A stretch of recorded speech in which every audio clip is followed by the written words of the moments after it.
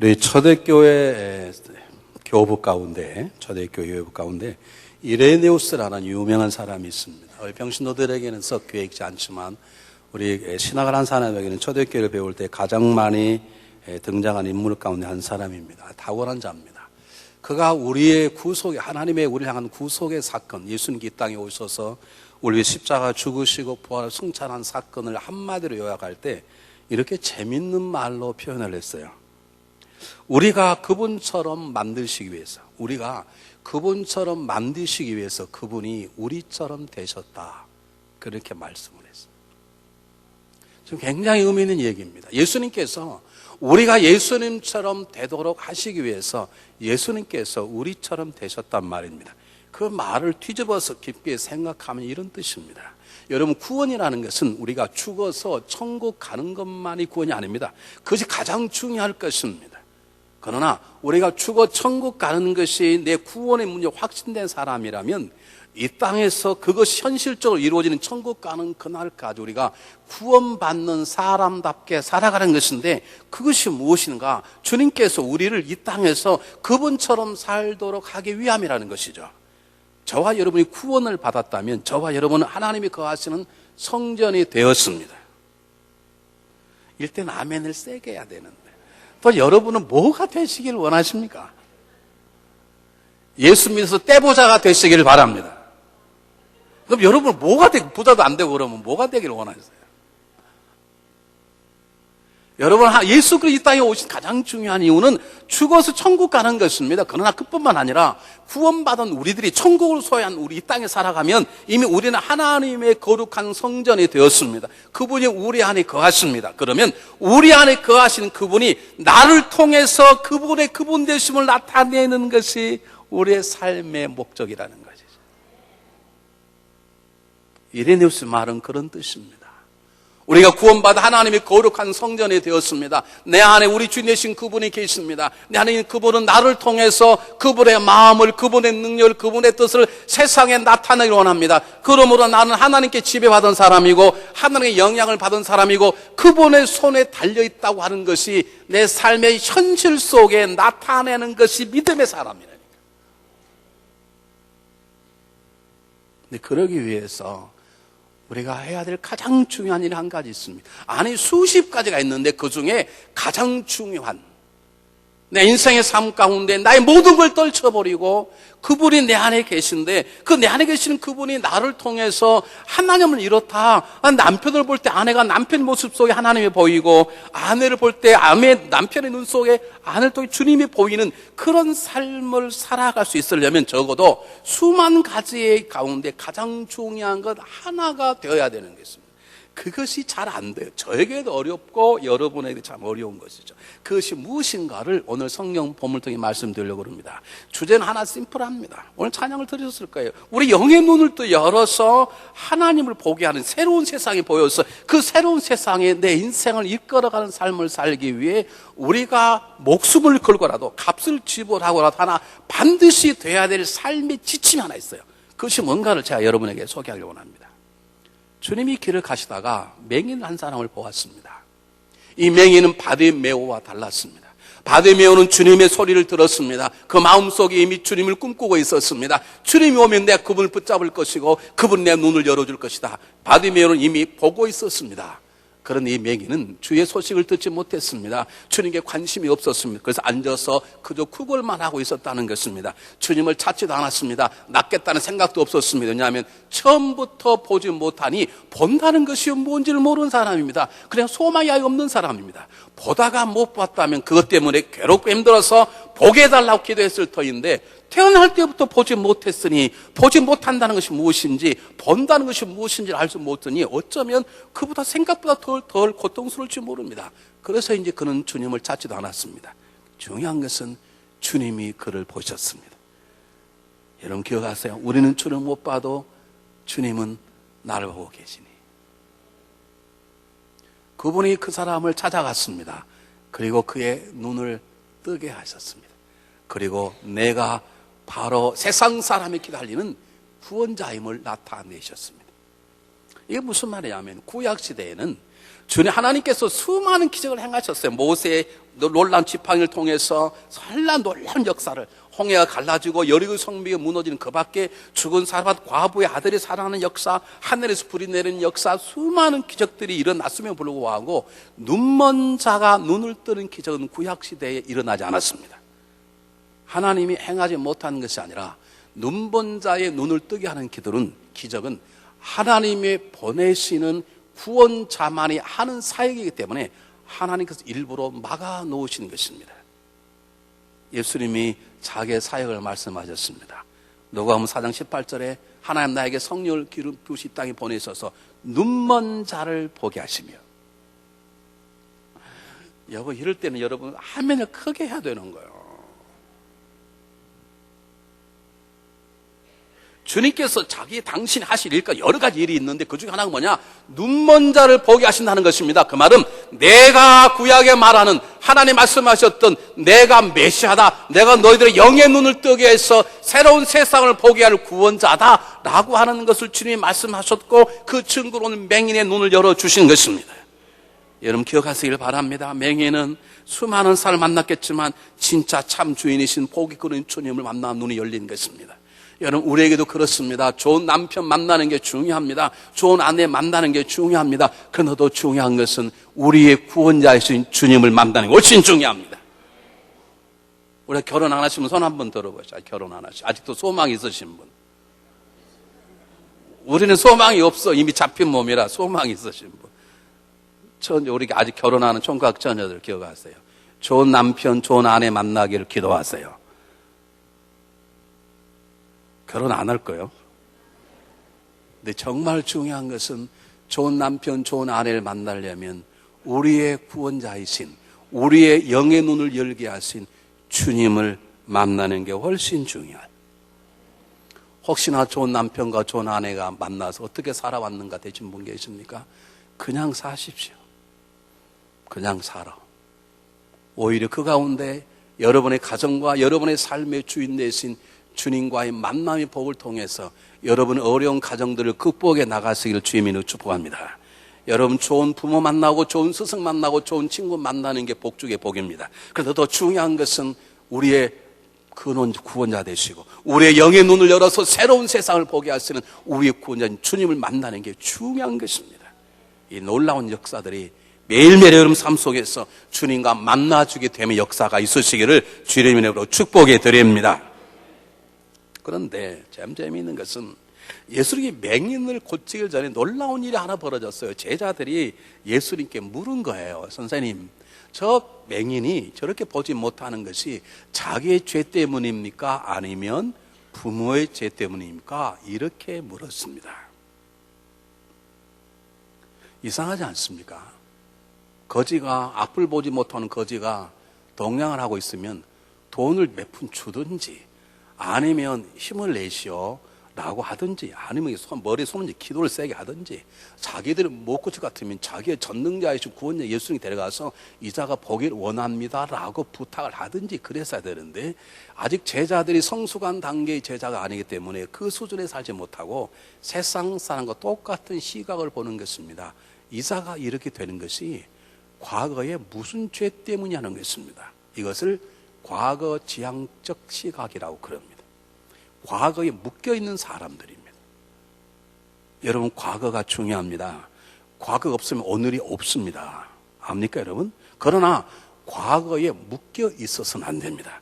과거의 실패가 오늘의 성공의 어머니라고 말하지 않습니까? 과거를 통해 삶의 지혜를 배우고 과거의 경험을 통해서 오늘을 살아가는 삶의 능력을 배우는 것입니다. 그러나 과거의 영광이나 과거의 실패나 과거의 상처가 그것에 붙잡힌 바 되려면 교만하거나 열등감에 살지 말 수가 없고 과거에 당했던 삶의 실패나 어려움이 묶어져 있어버리면 그것은 내 안에 경관진이 되고 쓴뿌리가 되고 돌이 되고 가시덤불이 되는 것입니다. 과거는 중요합니다. 잊지 말아야 할 것. 그러나 그것에 붙잡힌 바 되어서 전진하지 못하는 사람이 없기를 바랍니다. 그런데 제자는 그렇게 보는 것이 더 놀라운 것은 이렇게 말하면 되잖아요. 확실히 목사님, 예수님 저자가 어릴 때 무슨 병에 걸렸을까요? 그렇게 물어봐야 되는데 왜 죄라는 것을 됩니까? 이들이 아직 성숙하지 못해서 이들은 유대교적인 율법주의에 벗어나지 못하고 있는 거예요. 여러분 그렇습니다. 우리의 질병, 우리의 장애가 그 근원은 죄입니다. 이 말은 무슨 말이냐면 아담과 이브의 죄 때문에 이 세상에 질병이 생긴 것이고 이 세상에 장애가 생긴 것이지 처음부터 생긴 것이 아니죠. 그럴 때는 모든 질병과 장애의 근원은 죄지만 그 말이 곧 모든 질병이 내가 앞에 있는 장애가 바로 나로 인한 나의 죄로 인한 것만은 아닐 수 있다는 것입니다. 그런데 그들은 그걸 모르는 거예요. 이게 유대교적 율법주의라 그래요. 지금도 예수 믿는 살려받는 사람들이 있거든요. 그것이 그림자인을 몰라. 지금도 예수 믿으면서 안식일을 지키면서 안식날 지키는 사람들이 있거든요. 그 안식이 뭔지를 몰라. 안식과 절기가 이것은 그림자니라고 사도 바울이 분명히 말했어요. 거기에 창념하지 말라. 그런데 이 제자들은 그 자기도 모르게 유대교의 몸에 배어서 어떻게 죄란 말이 툭 튀어나옵니까? 여러분 우리 가운데 그런 시각으로 살아 인생이 많다는 걸 아십니까? 저 집 저런 것보다 클 줄 알았어. 죄가 많더구만. 이런 사람들 많이 있지. 바깥으로는 말을 못 안으로. 뿐만 아니라 이 제자들은 상대적인 사랑의 관점이 있는 것입니다. 그냥 아무 말 하지 말고 믿음이 적으면 몇 푼 돈이라도 집어주면 되는 거 아닙니까? 지금 태어날 때부터 앞을 못 보는 봉사가 구걸하고 있으면 미안하면 그냥 주면 될 거 아닙니까? 베드로가 훈련받고 변화되고 성령 받았을 때는 안진뱅이에게 그냥 지나가지 않았습니다. 저자가 무슨 죄인지 묻지 않았습니다. 그저 일으켜 세웠습니다. 예수 이름으로. 근데 이들은 지금 그 단계가 아니에요. 아니니까 세상적인 시각으로 그를 도울 마음이 없는 것입니다. 왜요?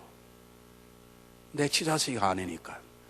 나에게 그가 매력적인 사람이 아니니까. 그를 보게 할 만큼 멋진 사람이 아니니까. 나와 관심도 처음 보는 사람이니까. 우리는 지금도 좋아하는 사람만 좋아합니다. 지금도 식탁에 점심 그릇 들면 아는 사람만 찾아갑니다. 처음 온 사람 어디 앉을까 방황하는 사람 찾아가서 친구가 되어주기를 거부합니다. 똑같다는 걸 아십니까? 그런데 예수님은 달랐습니다. 예수님이 제자들에게 물었습니다. 저가 저렇게 맹인이 된 것이 그의 부모입니까? 과거에 어떤 죄입니까? 예수님은 그들의 것을 답하지 않았습니다. 야, 그럼 부모도 과거도 아니야. 그렇게 말하시면서 예수님 말씀하시기를 이 맹인의 일은 앞으로 하나님의 일, 하나님의 영광을 나타내기 위한 것이야 라고 말씀하시면서 이 맹인을 포개하셨습니다. 예수님은 미래지향적으로 이들을 보는 것입니다. 야, 과거를 따지지 마. 어떻게 해서 맹인이 됐든 이 맹인이 중요한 건 두고 봐. 이 맹인 때문에 내가 구원자면 드러나게 될 거야. 그래서 하나님 영광을 받으실 거야 라고 말씀하시는 것입니다. 뿐만 아니라 예수님이 이 맹인을 왜 고쳐주셨습니까? 그날이 마지막이라면 고칠 필요가 없죠. 이 맹인에게도 과거는 어쨌든지 내일이 있고 모레 있고 미래가 있다는 걸 아시기 때문에 맹인의 미래를 위해서 이 자를 고쳐주신 것이죠. 뿐만 아닙니다. 아무런 조건이 없었습니다. 맹인의 요구한 것도 아닙니다. 예수님 눈에 특별히 불쌍해 보인 것도 아닙니다. 이를 구원할 때 어떤 덕이 온 것도 아닙니다. 그 맹인의 인격과 믿음을 따지 않았습니다. 한 사람이 고통 가운데 한 사람이 보여야 되기 때문에 한 사람이 하나님의 영광을 드러내서 하나님의 계획상이 드러나야 될 일이기 때문에 이 하나님의 영광 가운데 이 사람의 보지 못함을 포기하시는 것이죠. 제 얘기 다 했습니다. 우리가 내 안에 계신 하나님이 나를 통해서 하나님 되심을 나타내는 삶을 현실적으로 우리 가정 속에 교회 세상 속에 드러내려면 하나의 분명한 시각이 있어야 돼요. 다른 거 다 내려놓고 과거에서 자유할 수 있고 현실에 충성하되 미래를 바라보며 현실에 충성할 수 있는 이것을 미래지향 현실주의자 그럽니다. 과거에 묶여있는 사람은 절대로 전진하지 못합니다. 믿음이 잘하지 않습니다. 믿음이 잘하지 않는 사람은 믿음이 적어서가 아니라 과거에 묶여있어서 그렇습니다. 미래만 보는 사람이 있어요. 그렇게 집안 식구, 부인, 애들 다 고생해. 여보 1년만 고생해. 내가 당신을 모강시킬. 그러면서 1년 지나면 또 여보 앞으로 2년만 기다리면 내가 큰 집을 사는 당신을 전 세계를 구경시킬 거야. 그리고 하나도 구경도 못 시킨 사람들이 그런 사람을 뻥쟁이라고 해요. 우리 교회는 그런 남편들이 없으시기를 주의 이름으로 축복합니다. 우리 아버님이 뻥쟁이셨어요. 제가 어릴 때 너무 많이 들었어요. 우리 영남매인데 얘들아 난 너네를 시집한 거 다 보내놓고 내 엄마하고 색 일주하고 그리고 내가 죽을 거야. 육남에 한 명도 시집장가 못 보내고 가셨어요. 뭐 그거야 뭐 거짓말이 아닌 게 인간이 할 수 없는 것이지만 미래 오늘을 살지 못하면서 그저 그냥 큰 소리 뻥뻥 치는 사람 있죠. 그게 아닙니다. 예수님은 그저 뻥친 게 아닙니다. 예수님 하나님 하실 일, 이제는 자기가 구원자임을 드러내실 일, 이 맹인의 눈을 열어서 하나님의 계획이 무엇인지, 이제 그 계획이 이제 이 땅에 이루어졌다는 걸 보여주기 위해서 이 맹인에 묶여져 있는 걸 보는 것이었어요. 미래를 통해서 오늘을 보고 미래를 통해서 이 사람을 바라볼 줄 아는 것입니다. 우리가 이 시각을 가지고 있어야 합니다. 한번 물어보겠습니다. 누군가를 생각하면, 어떤 사건을 생각하면 속에서 막 확 올라오신 분, 지금도 잠이 안 오고 살맛이 안 나고 그러신 분들, 그 사람이 잘못했다고. 노노노노. 과거를 놓지 못하는 여러분의 믿음이 문제인 거예요.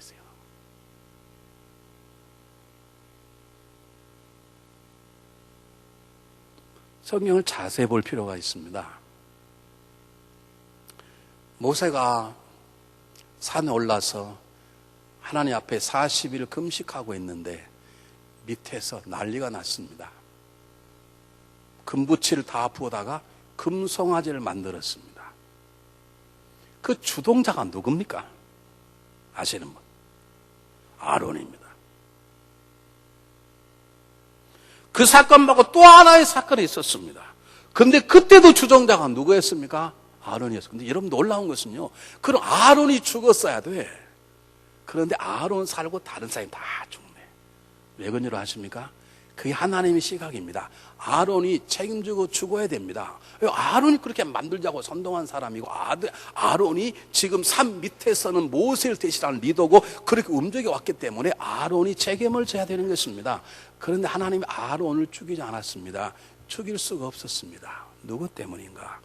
하나님이 일을 해야 될 모세의 미래 때문입니다.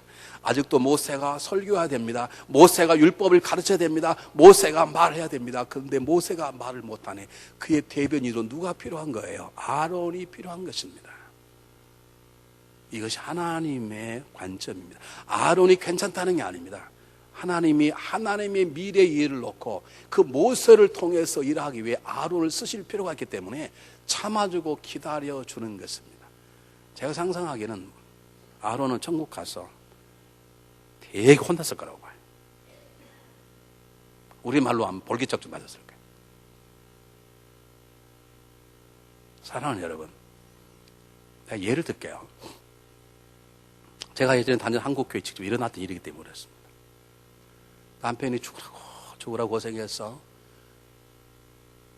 선생님을 가르치면서 퇴직금 하고 뭐하고 다 모아서 한 2억이라는 돈을 모아서 집 안에 있는 집에 가서 이제 남은 평생 그걸 잘 그리고 살면 그냥 편안하게 살 수 있는 돈을 가지고 있었는데, 그 아내가 나쁜 뜻이 아니고 이왕이면 그 돈 놔두면 별로 안 되니까 그걸 좀 잘 굴려고 생각하는데, 마침 누가 와서 그 2억을 맡기면 한 달에 이자를 뭐 얼마씩 주고, 가만히 보니까 뭐 1년만 있으면 막 2억 4억 늘어날 것 같고, 그럼 더 편할 것 같아서 자기 남편하고 상담도 안 하고 의견도 안 하고 모르게 빌려줬다가 어떻게 됐다? 띠켰어. 그러면 두 종류의 남편이 있어요. 그 하나 가지고 수십 년 살아왔던 과거의 아내의 모든 것들이 다 떠올라 버리는 거예요. 그래서 그렇게 망한 그 아내가 못 살게 생각한 사람이 있고, 한 종류의 사람은 야 어떡하지, 아내가 큰 실수했는데 이거 어떡하지, 그동안 날 도와준 이 아내를 내가 어떻게 할 수도 없고, 그렇다고 생각하면 또 할 텐데 어떻게 앞으로는 이러니 못하게 어떻게 고칠 수 있을까? 어떻게 하면 이 아내가 이 죄책감 가지지 않고, 잃어버리는 이런 것이지만 다시 사랑을 좀 당당하게 내 아내로 살아갈 수 있을까? 남편에게 자녀에게 미안한 감 없이 어떻게 살 수 있는 방법이 무엇일까라고 미래를 바라보고 오늘을 생각하는 남편이 있어요. 두 번째 남편이다 자신한 사람은 손 한번 들어보시죠. 아니 남편만, 여자하고 손드는 게 아니라 남편만. 참 나밖에 없나 보네. 저는 자신 있게 말할 수 있어요. 저는 그렇게 살아요. 남편이 실수를 했네. 남편이 한 번쯤 넘어졌네. 그랬더니 그동안 20년 참아왔던 모든 게 다 나와버리는 거예요. 내가 참을 대로 참았다. 더 이상 못 참다. 이런 아내가 있고, 어떡하지? 내가 이번에 끝을 내면 그동안 참았던 게 다 헛것이 되는데 이 남편을 어떻게 살릴 수 있을까? 같이 살긴 살아야 되겠는데 이 남편이 자기 실수의 죄책감 때문에 나에게 기죽지 않고 어떻게 하면 당당히 살 수 있을까? 이번 게 어떻게 믿음으로 살 수 있을까라고 하나님의 먼 미래를 보고 그 남편을 대하고 오늘을 결정하는 사람이 있어. 그런 아내가 있어. 나는 그런 아내 다시 두 손을 들어보시고, 한 사람 내 들 줄 알았어. 한 사람 한 것은. 여러분, 이게 안 되면 죄송해요. 구원은 받지만 여러분 삶 통해 하나님의 나타나심이 나타났다 안 나타났다 하시.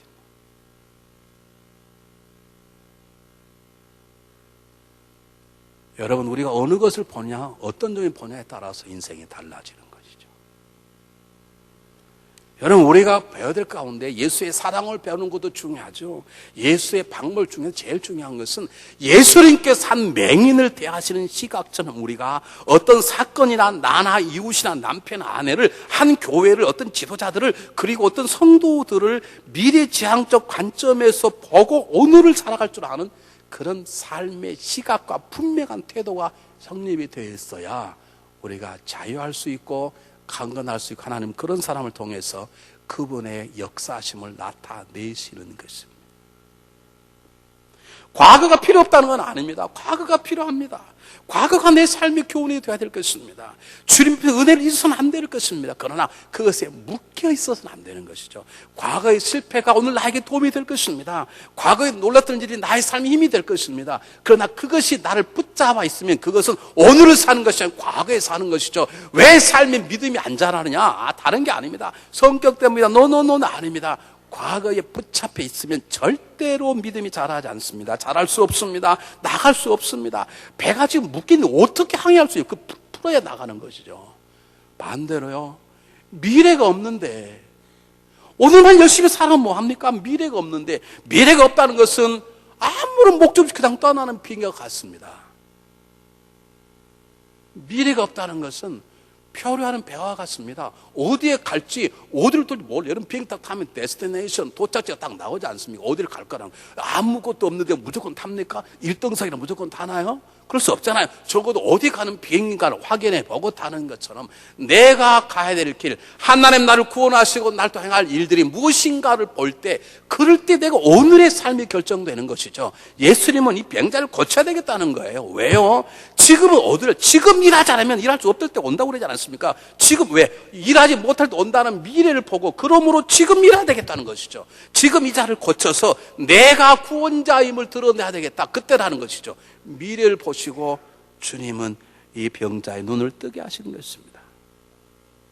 내일을 바라보고 오늘을 살아가는 미래지향적 신앙인이 우리의 가운데 있어지기를 바랍니다. 여러분 잘 아는 얘기부터 하겠습니다. 소돔과 고모라 성을 뛰어나왔던 롯의 아내가 이미 망해한 소리 다 들릴 거 아닙니까? 그냥 갔어야 돼. 이미 저거는 과거야. 아무리 그곳에 좋고 영화라도 이미 과거야. 그러면 내일을 보고 산 위로 올라 피해야 되는데 왜 그걸 못하네? 과거에 즐겼던 것, 소돔과 고모라를 살았던 사랑하는 친구들, 함께 찜질방 다녔던 사람들, 함께 개했던 내 동무들, 그걸 지금 잊어야 되는데 그걸 못 보고 뒤돌아보다가 그런 소금 기둥이 되었습니다. 하나님께서 사울 왕에게 다윗을 붙여주셨습니다. 어느 날 전쟁터에 갔다 옵니다. 다윗 때문에 전쟁에 어마어마한 승리를 했는데 백성들이 문제였습니다. 개선장군처럼 말 타고 들어오는 백성들이 말하기를 사울은 천천히요 다윗은 만만이라. 사울 왕은 수천 명을 죽였다 하면 다윗은 수만 명을 죽였다고 다윗을 높여버렸으면 그게 문제가 됐습니다. 그 사건 하나 때문에 사울 왕은 평생 저가 있으면 내가 죽는다, 저가 있으면 내가 죽는다는 질투와 증오의 덫에 다 걸려버렸어요. 하나님은 그래도 그래도 한때 성령 충만하여서 예언했던 사울 왕이기 때문에 하나님이 기름 부으신 종이기 때문에 그래도 하나님의 과거 하나님께서는 사울 왕을 과거에서 자유케 하고 새로운 미래를 바라보며 살아갈 수 있게 위해서 다윗의 왕 마음에 움직여서 사울 왕을 2번씩 살려줍니다. 그건 깨달아는 거죠. 과거의 덫을 놓으라는 거죠. 너가 증오하고 시기할 질투가 아니라는 거예요. 다윗은 너를 이어 이 땅을 세울 지도자라는 것이죠. 너를 도울 동역자, 너를 보호할 너의 아들이라는 것이죠. 그걸 2번씩 보여주었는데 사울은 한 번 잡혔던 증오와 시기에 과거에 붙잡혀서 그 기회를 놓쳐버리고 말았습니다.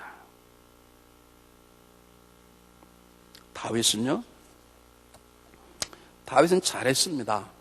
자기를 몇 번씩 죽이려고 하는 사울 왕의 역사 가운데 그 과거에 붙잡지 않았습니다. 그래서 사울 왕은 2번씩 살려준 것이죠. 어떻게 살려줍니까? 자기를 죽이려는 사람인데. 그런데 사울 왕만 나타나면 옛날에 그때 다 잊어지고 이 사람 하나님이 기름 부은 종이다. 살려라. 살린 것입니다. 다윗이 잘했습니다. 다윗이 하나 잘못했습니다. 다윗이 며칠 후의 사건을 생각하고 조금만 미래를 보았다면 건너뛸 만한 그걸 내일 보지 못한 채 자기 눈앞에 놓여있는 불륜 앞에 넘어짐으로 평생 자기 집안에 칼이 끊이지 않는 실수를 하고 만 것입니다. 다윗 왕은 과거에서는 자유했지만 내일을 바라보고 자기의 마음을 지키지 못해서 불륜 저질렀지요.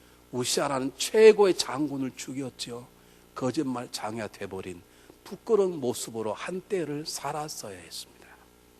우리는 2가지가 다 필요합니다.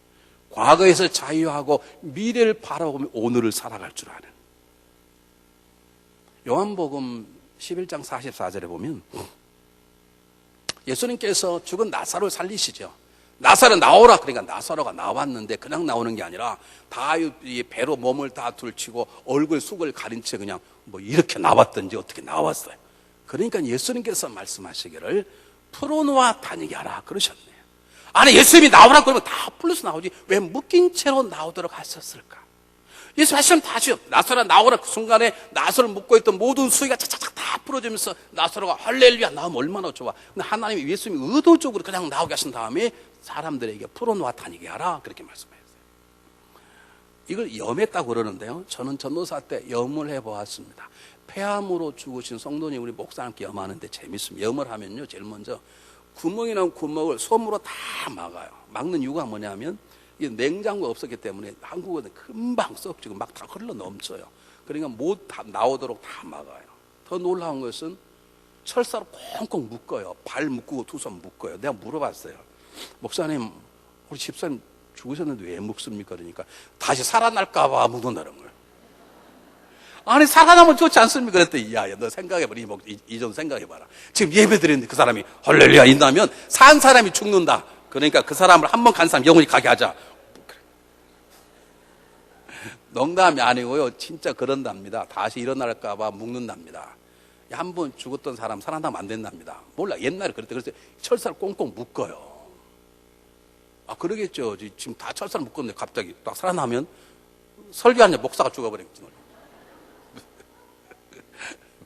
우스갯소리가 아니고요. 저는 그렇게 배웠어요. 그리고 나면 헝겊으로 몸을 다 쌓아요. 머리까지. 그리고 밖에다가 수의를 입혀요. 나사로가 그렇게 나왔어요. 주님이 말씀하셨어요. 풀어놓아 다니게 하라. 나사로를 감싸고 있는 헝겊은 나사로가 죽었다는 과거의 덫이에요. 그걸 풀어버리라는 것입니다. 과거에서 자유할지어다.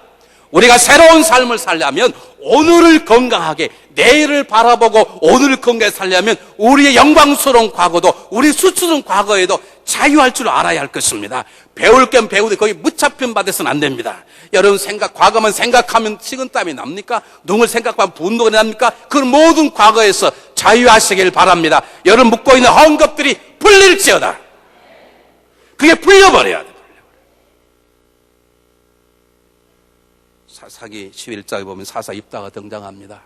그는 첩의 딸 아들이라는 이유로 쫓김을 받았습니다. 만약 입다가 자기가 버림받았다는 분노와 상처 때문에 이를 갈고 있었다면 자기 주변은 잡류와 함께는 인생에 망쳤을 것입니다. 아마 속병으로 죽었을 것입니다. 그런 입다는 자기를 버렸다는 형제, 자매, 아버지에 대한 분노를 다 할 수 있었습니다. 자기가 버림받았다는 사건 앞에 그는 묶이지 않았습니다. 그래서 타고난 천하장사의 장군의 기력을 잘 보고할 수 있었고, 심지어는 그들을 위해서 일하는 자리까지 나갑니다. 그가 과거에 묶여 있었다면 절대로 다시 칼을 뽑아 그들을 돕는 데 쓰지 않았을 것이에요. 그는 버림받음에 대한 자유였어요. 자기를 버렸던 원수 같은 형제에 대해서 분노에 사로잡히지 않았어요. 그런데 입다 하나 실수한 게 하나 있어요.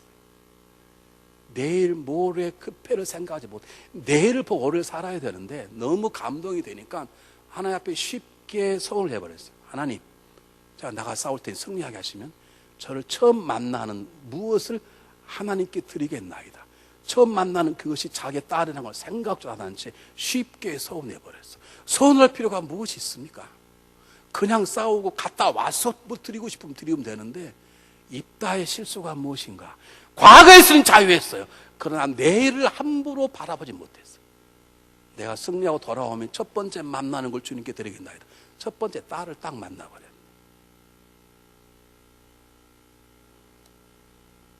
사랑하는 여러분, 과거에서 자유하고 미래를 통해서 하루하루를 살았던 위대한 사람이 있습니다. 그게 누구냐면 사도 바울입니다. 그래서 사도 바울은 빌립보서 3장에서 이렇게 고백했습니다. 너무 중요하기 때문에 함께 보겠습니다. 똑같이 읽어보겠습니다. 똑같이 시작. 형제들아, 나는 아직 내가 잡은 줄 여기지 아니하고 오직 한 일, 즉 뒤에 있는 것은 다 잊어버리고 그랬습니다. 내가 지금 해왔던 일도 얼마나 놀라운 일을 많이 했으면 거기에 사로잡지 않겠다는 거죠. 내가 왕년에 이랬어, 그런 말 하지 않고 자기를 철기는 원수에 대한 분노도 있지 않고 모든 걸 다 잊어버렸다는 것이죠. 잊어버리고 그 다음 보세요. 표대를 향하여 어떻게 해요? 앞에 있는 것을 잡으려고 표대를 향하여 그리스도 예수 안에서 하나님이 위에서 부르신 부르심의 상을 위하여 쫓아간다. 하나님 주신 사명을 놓고 쫓아간다는 말은 내일을 쫓아갈 것이다가 아닙니다. 내가 지금 쫓아가고 있다는 것입니다. 이런 분 계십니다. 하나님 저를 부르셨습니다. 어떻게 아세요? 제가 들었습니다. 그러세요? 그런데 제가 한 달, 두 번부터 기도하겠습니다. 이런 사람은 이게 사기친 거예요. 하나님 부르심을 경험하면 그 자리에서 시작해야 되는 거죠. 이런 분이 계셨어요. 제가 입 하나 뻥끗하지 않았어요. 본인이 모르겠어요. 본인이 뭐가 좀 걸렸는지, 목사님, 제가 지금 헌금하고 있지 않지만 제가 어느 때가 되면 제 모든 걸 다 하나님께 바치겠습니다. 내가 속으로 뻥이야 그랬어요. 언젠가 재산을 다 바치려면 지금 10불이라도 해야 돼. 10불이라도. 그렇다고 지금 저기서 확인해 주시잖아요. 사도 바울의 말은 뭐냐면 하나를 불 내가 쫓아갈 거야, 쫓아가노라. 지금 쫓아오고 있다는 말입니다. 과거를 잘라버리고 미래를 소망했으면 지금 기도해야 되는 것입니다. 지금 헌신해야 되는 것입니다. 지금 성령 있는 것입니다. 지금 하나님 앞에 앉는 것입니다. 내일 하겠다 말하지 않는 것입니다. 사단은 우리를 계속 욕하죠. 그래 충성해. 근데 지금 하지 말고 좀 생활에 피곤해. 그래 충성. 지금 하지 말고 나중에. 노. 예수 그리스도께 가는 맹인을 보자마자 지금이 하나님 영광을 드러낼 때다고 그자의 눈을 열어주셨습니다. 여러분, 우리 할 일이 보이십니까? 지금 하십시오. 내일 할 거라고 말하지 마십시오. 그래 맞아. 나는 내일부터 그렇게 살까? 노. 지금부터 그렇게 사십시오. 지금부터 그렇게 사십시오. 여러분은 과거에 묶여있지 않습니까? 오늘을 살지 못한 채 미래에 대한 헛된 꿈으로 뻥만 치고 있지 않습니까? 우리 기독교 소설가 가운데 필립 얀시라는 분이 계십니다. 그분이 어느 날 영국 BBC 방송국의 특집 프로를 받다가 감동을 받았습니다. 조안나와 줄리아는 두 부부의 얘기가 1시간 동안 특집으로 실려 있었는데 내용은 이런 것이었습니다. 조안나와 줄리아는 두 부부는 남아프리카 공화국에서 인종차별을 반대하는 운동을 벌였던 민주화 운동에 인종평등 운동을 벌였던 기독교인이었습니다. 그래서 목숨을 걸었습니다. 근데 넬슨 만델라가 풀어나오고 대통령이 되면서 더 이상 뭐 인종차별 운동을 할 것이 없어졌습니다. 두 부부가 기도하기 시작했습니다. 하나님, 저에게 새로운 사역을 주십시오. 제가 해야 될 일이 무엇입니까? 그런데 생각지도 않게 지금까지 한 번도 보이지 않았던 자기 집에 가장 가까운 곳에 폴스무어라고 하는 남아프리카 공화국의 가장 악랄한 교도소가 있었습니다.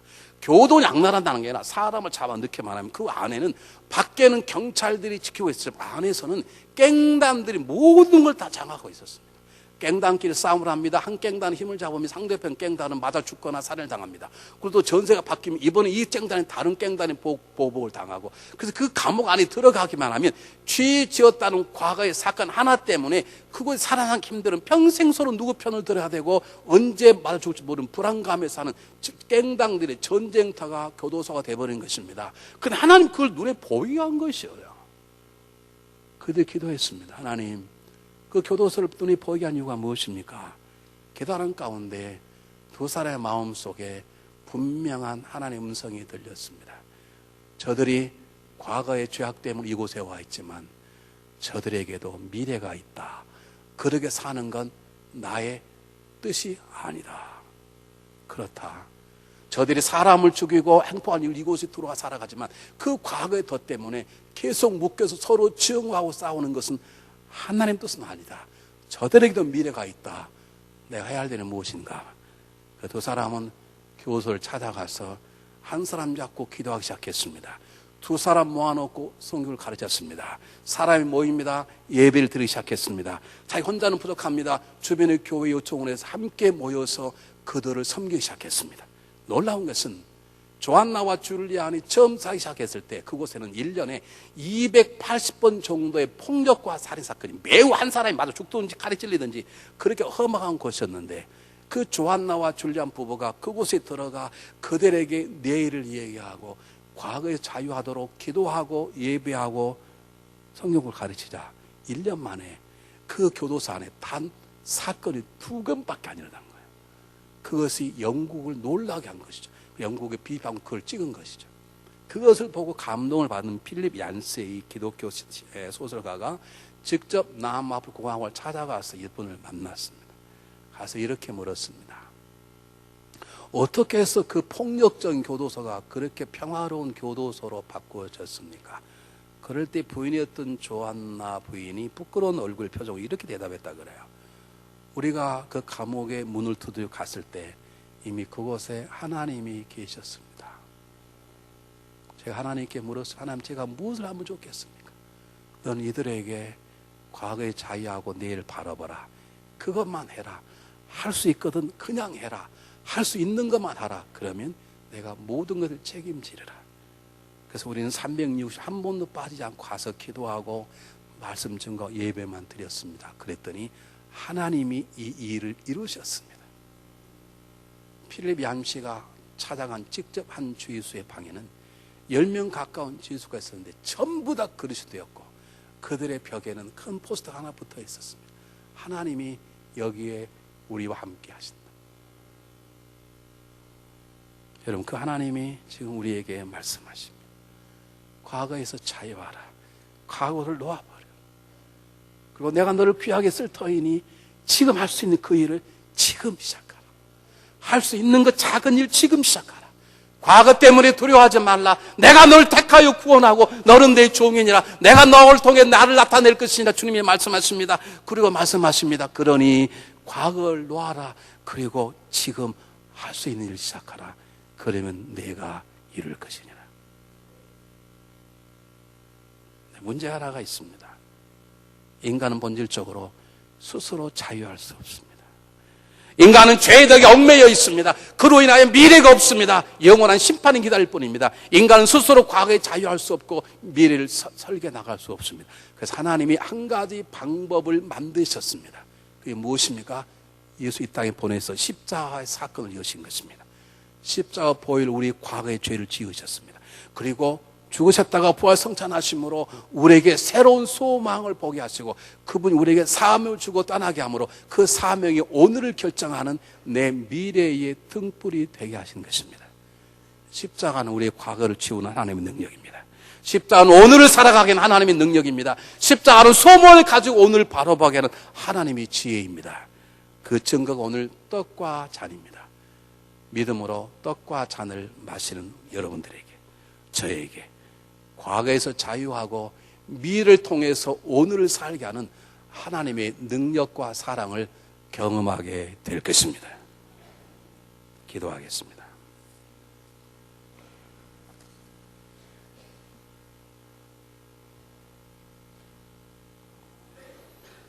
주님께서 자신의 몸을 내어주시는 밤에 떡을 손에 드시고 감사 기도를 드리신 다음 떼어 제자들이 주시며 말씀하셨습니다. 받아 먹으라. 이는 너희를 위하여 내어준 나의 몸이니 먹을 때마다 나를 기념하여라. 식후에 주님께서는 잔을 드시고 감사 기도를 드린 후에 제자들에게 돌리시며 말씀하셨습니다. 이 잔을 마시라. 이는 죄사함을 얻게 하려고 많은 사람을 위해 흘린 새 언약의 피니 이를 행하여 행할 때마다 나를 기념하라 하셨습니다. 거룩하신 하나님, 일찍 주님께 세상에 보내시던 성령을 지금 다시 보내주사 진설된 떡과 포도주 위에 임하셔서 이 식탁을 성별하옵소서. 또한 성령이 모인 우리 모두 위에 함께 하사 이 떡과 포도주로 영원한 생명의 양식이 되게 하시며 이를 먹고 마심으로 그리스도의 새로운 몸을 입어 세상을 변화시키는 능력이 되게 하옵소서. 우리 주 예수 그리스도 이름으로 기도합니다. 아멘.